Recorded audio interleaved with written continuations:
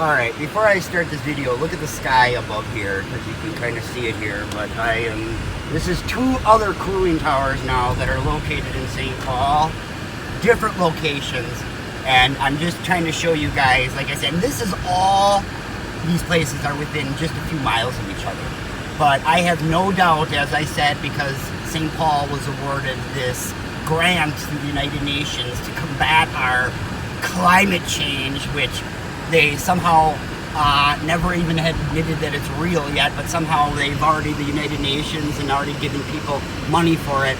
So that's why I've explained in my other videos, St. Paul has upped their efforts to destroy everything, to trick everyone into accepting their climate change scam. But this is, and it isn't showing that great now, and this is one thing that happens once the sun starts to get bright out, but you can just see what it's doing. And I wish that I would have brought my son with me to film, and I could actually, I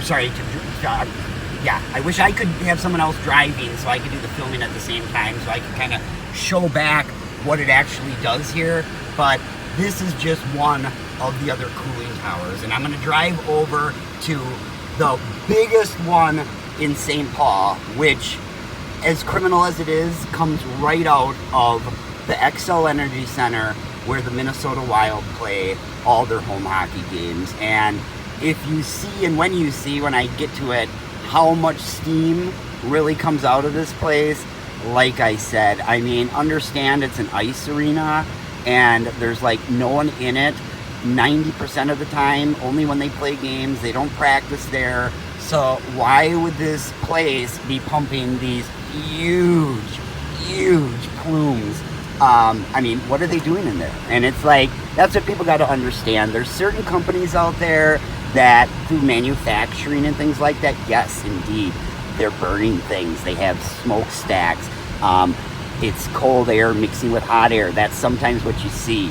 But what I'm showing you are cooling towers. These are cooling towers. And some of these places have even had them instilled on their property when they have nothing to do with creating energy at energy companies. And because I already spent so much time on my other video, I won't get to that today. But believe me, I know what I'm talking about. I've explained in my other videos. I've been out here documenting this for months in the middle of summer as well. And when you see these huge amounts of plumes of steam in the atmosphere every single day, followed by a mist type rain, and I've explained that again, and I explained in all my other videos, but for people that haven't seen this yet, Minnesota all summer long, since the snow melted last May, all summer long, all we had was this mist type rain. And it starts, like I said, in the middle of the night, and I would be out there delivering the papers, and that's when I would see these weird fog everywhere in the sky. And it's like, what the heck is this crap? I've never seen this before. You know, every once in a while you get fog in the spring when the snow is melting and the two air temperatures are mixing, but fog doesn't just come out of nowhere. And most of this winter, again, I've never seen fog in my life in the middle of winter, but all winter long, until they decided to, now they started to really start winter in February, because up until February we hardly had any snow on the ground, all winter long. And when it did snow, just like the mist type rain, it was half an inch, quarter of an inch. I mean, it's so obvious what they're doing, and it's just so sad that when I actually explain this, especially to people here in Minnesota,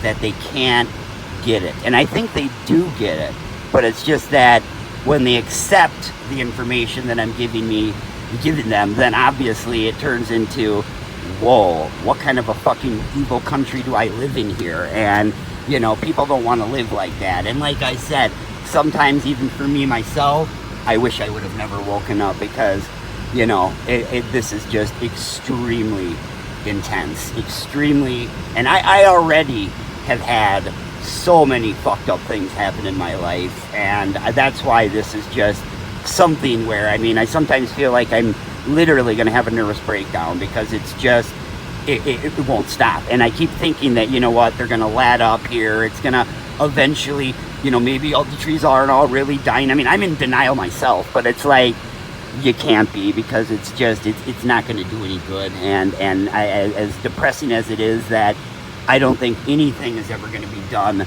to stop this. I don't think we're ever going to have protests. And in the end, all of us are going to be sitting here still wondering, how did we let this happen, when, in my opinion, none of us really did all that we could possibly do. You know, I made that post yesterday, and people, again, believe that made-up story, and I wish I could remember his name, but his name was Chris something. And this Chris guy, and he had all these different people in the weather modification industry that are really popular.